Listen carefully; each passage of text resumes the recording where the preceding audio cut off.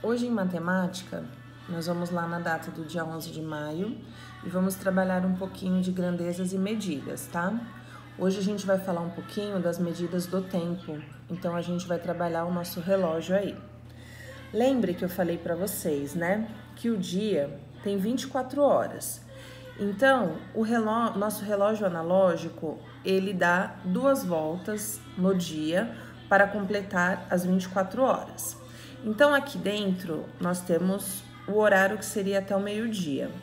E do lado de fora, nós temos a nova volta do relógio para completar as 24 horas, tá? O que vocês precisam saber aí? A gente começa o nosso dia 0 horas, né?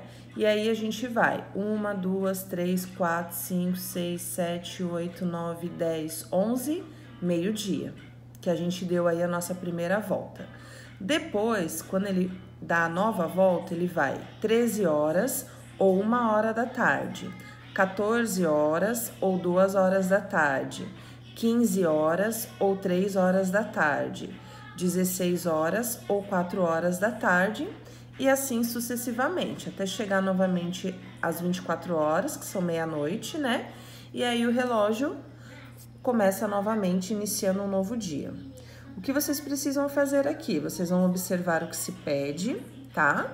E vão responder para mim. Se houver necessidade de conta, por exemplo, a primeira, se um dia tem 24 horas, quantas horas tem 5 dias? Aqui eu vou precisar fazer uma continha, tá bom? Então, vocês podem usar a lateral aqui, ou até mesmo no caderno, mas acredito que aqui caiba, não vai ter problema, para poderem registrar. E os demais, prestem atenção naquilo que se pede. Se tiver alguma continha, é só fazer, tá bom? E aí, depois nós temos aqui, ó, responda as questões abaixo. Daiane e Fábio haviam combinado de estudar matemática 3 horas por dia durante a semana. Porém, Daiane não veio estudar domingo. Quantas horas os dois passaram estudando matemática? Daí a gente tem que contar os dias da semana, lembra? Domingo, segunda, terça, quarta, quinta, sexta, sábado.